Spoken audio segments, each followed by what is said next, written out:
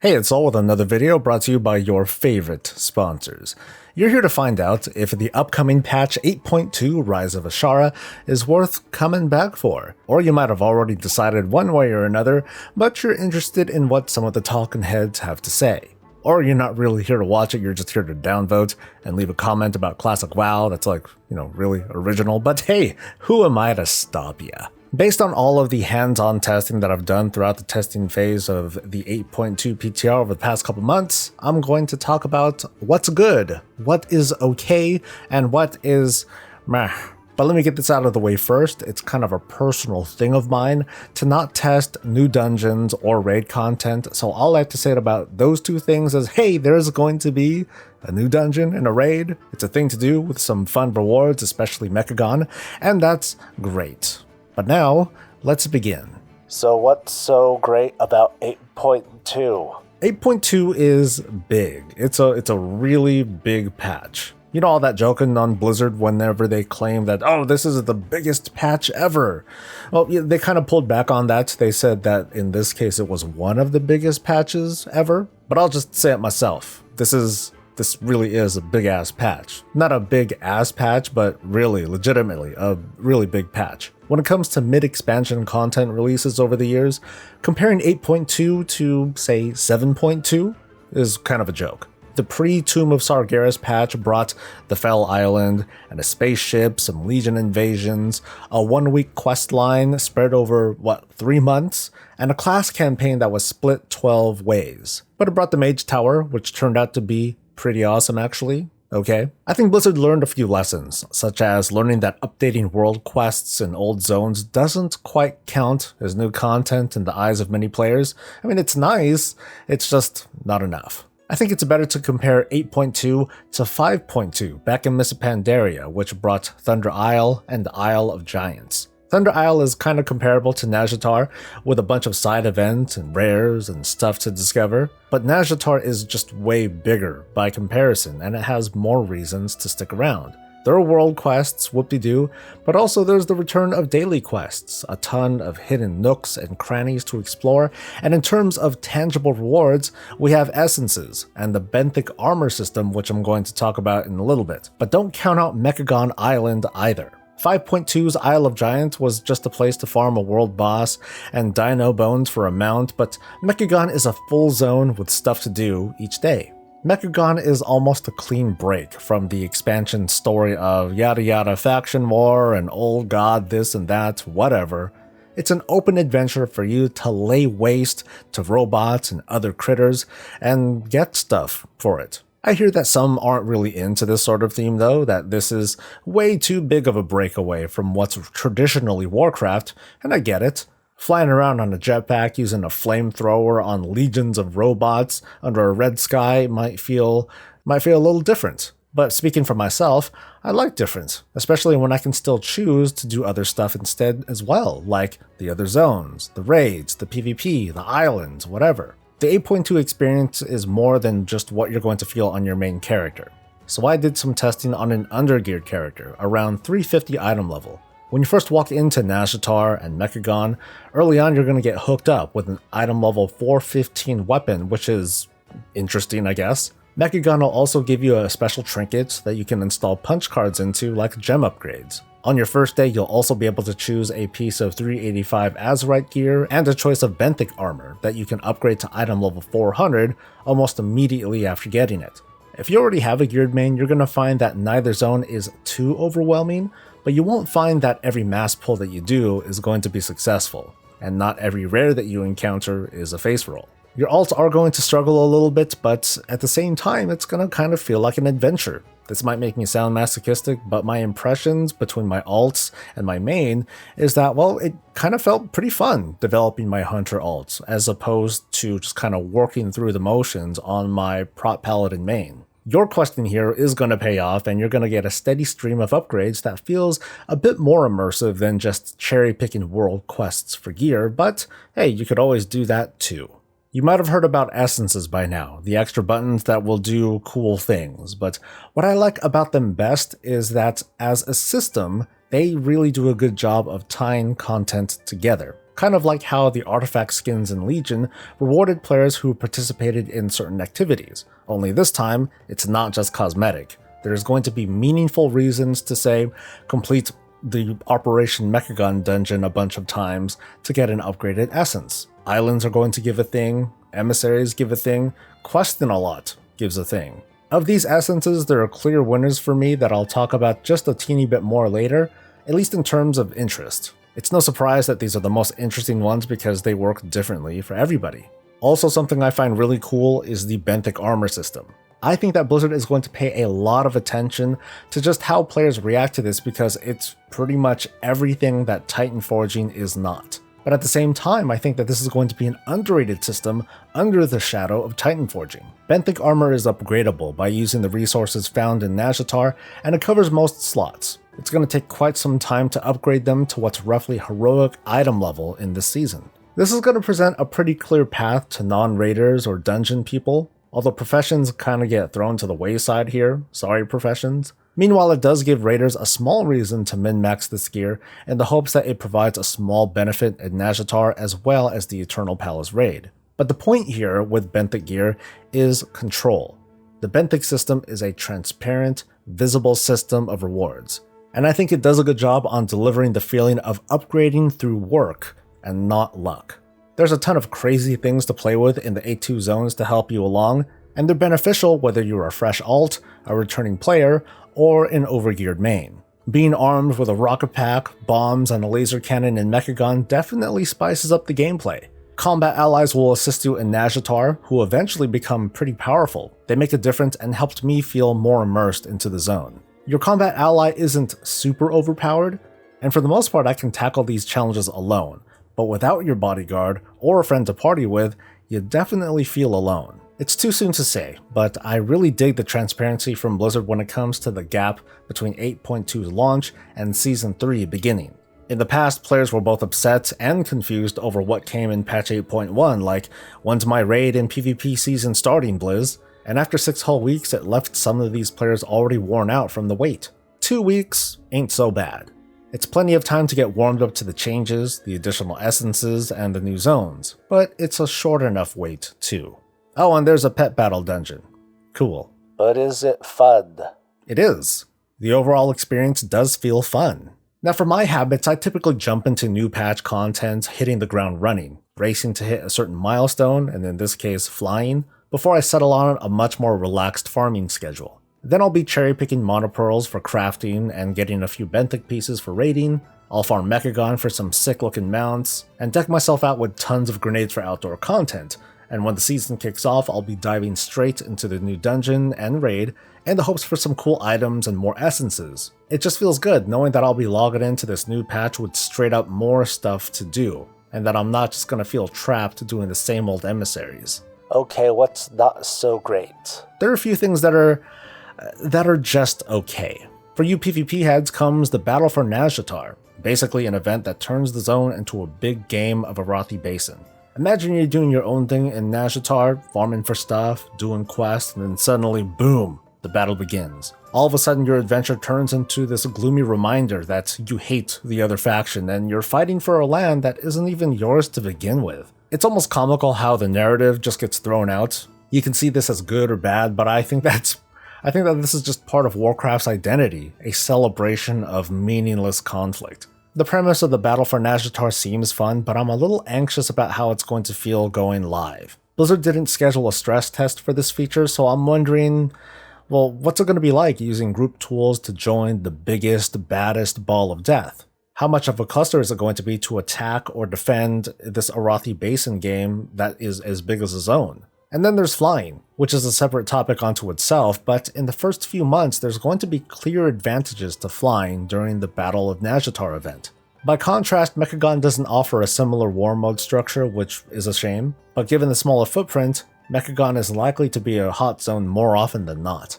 All the professions are getting new recipes, recipe upgrades, and other cool stuff in the patch. I do like that it's not just armor crafting that gets updates these days, but now consumables get some love because in past expansions, well, sure, you still use them because otherwise you had nothing, but it just feels better that there's a sense of growing your profession beyond your first few weeks? However, armor crafting professions are still not in a really good place. They're either for very freshly leveled characters, or for people who care about the few mythic pieces that they can craft, and even then, it's only for themselves. The efforts in crafting this patch feel like they'll be outshone by the benthic armor, actually.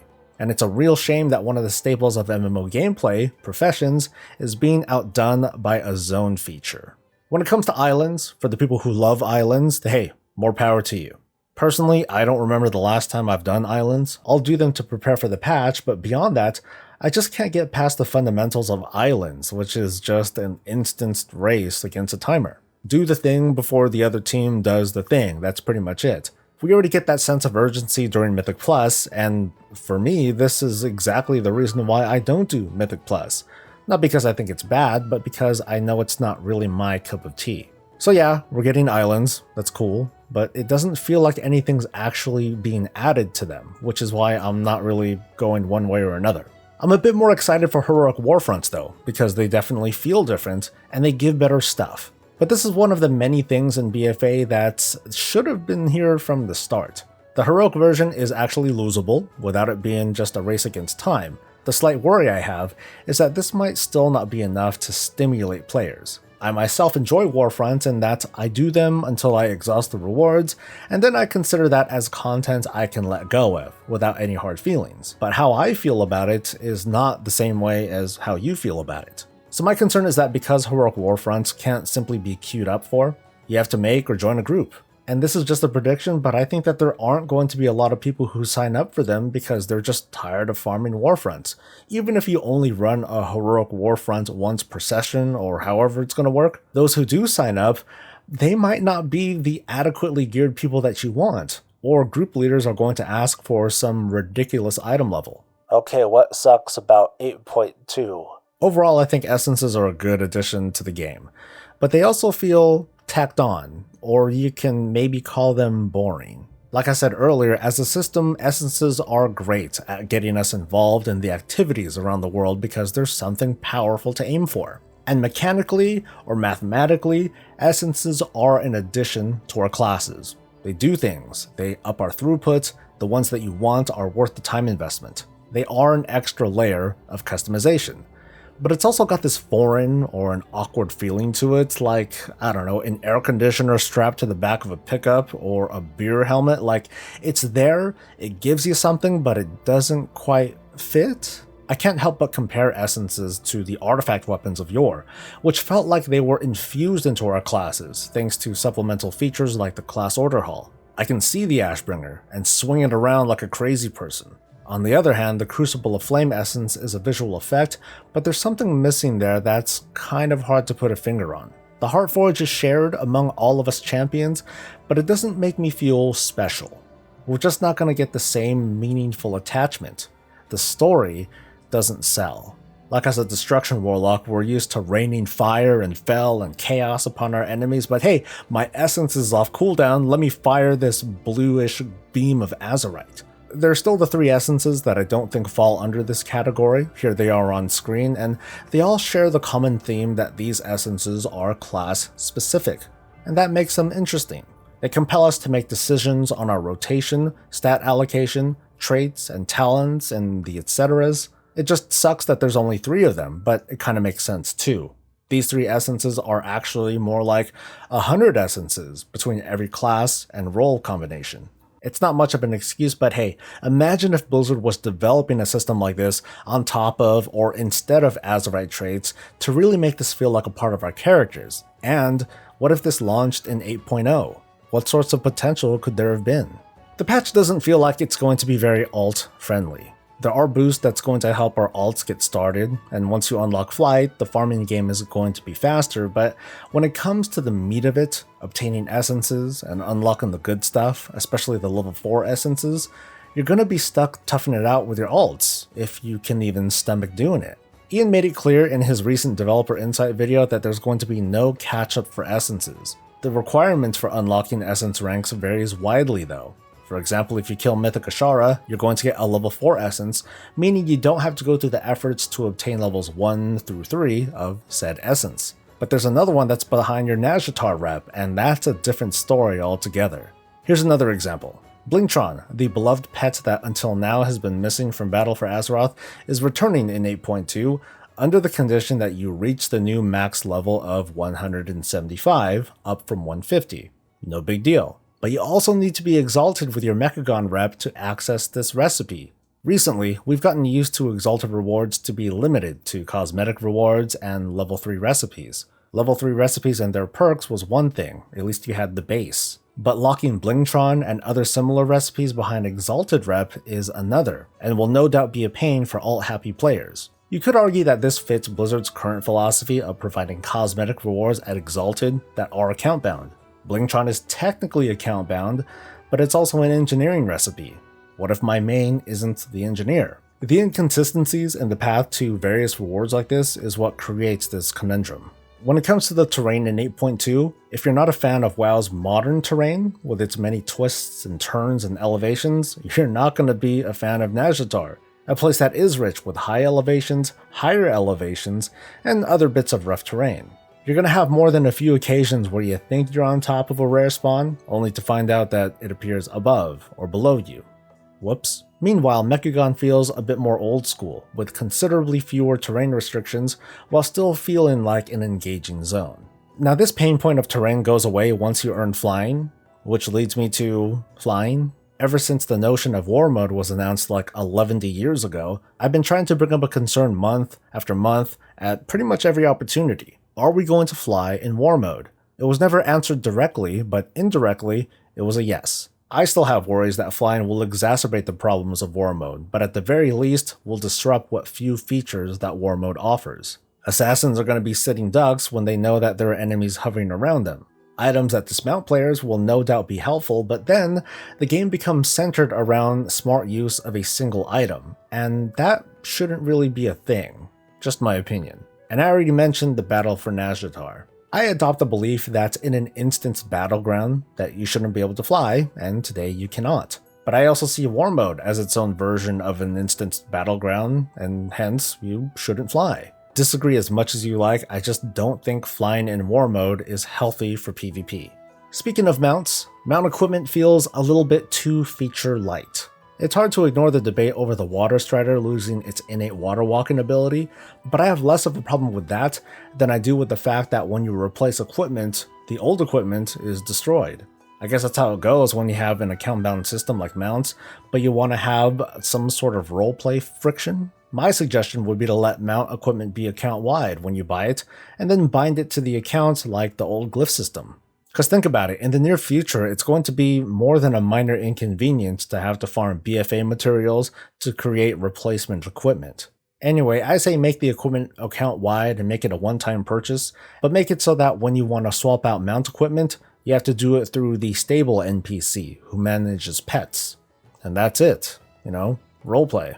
The biggest minus of 8.2 though is that despite everything that this patch has to offer, and it is a lot, it's not designed to address the main gripe that many critics have over BFA, and that's class design. Giving essences and lifting Azerite requirements and giving players a cool environment to play around in doesn't mean jack if the growth of our class feels flat. I've said numerous times that this is both bad and unfortunately acceptable. It's bad because many of us don't want to hop onto our favorite class and find the experience unfulfilling. And it's unlikely that these affected classes are going to see a solution before the next expansion. That's not what anybody wants, but it's the most likely scenario. Now, this is not a popular argument, but I question whether Blizzard should try doing another class overhaul in the middle of an expansion, knowing that just over the development horizon is another big revamp that's going to turn everything upside down again. Unfortunately, it gives that feeling that when it comes to class design, Blizzard is abandoning BFA in favor of the next expansion, and I've observed that players are pretty split on that. One side is definitely for the revamp, but other big BFA haters have already written off WoW until 9.0 or for good. In other words, the damage has already been done, so where should Blizzard pour their energy into? So after all that talk, let's circle back to the original question. Is 8.2 worth playing or resubbing for? As always, it depends. If you're hoping that 8.2 would fix class design in WoW, I don't think you're going to find relief, so maybe check back in 8.2.5 or 8.3, which is most likely going to be in mid-January of next year. But if you're cool with your class, and if you're looking for a full patch experience, 8.2 delivers a lot. 2 separate zone experiences, a raid, a mega dungeon, multiple systems of shorts and long-term rewards, comically contrasting themes, confrontations with old and new villains, and the power to strip down to your shorts. Yeah, I forgot about transmog. That's a nice plus too. I hope this review helped you come to a reasoned decision one way or another, and if it did, please leave a like, share this with others, and subscribe for more of this and all things Warcraft. I'll see you on the other side. Until then, stay safe, stay happy, and stay breezy.